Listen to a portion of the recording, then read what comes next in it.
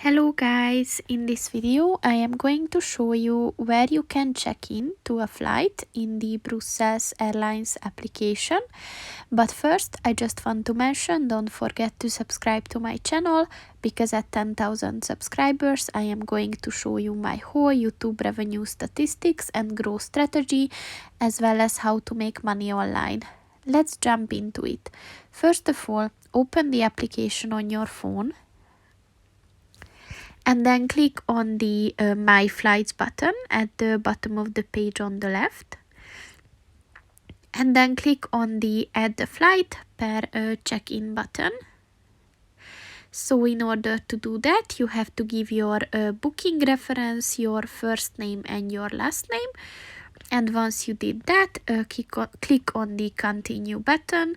And then once you give the right booking reference, it will appear on the screen. So that's pretty much it for this video, guys. See you in the next one. Goodbye.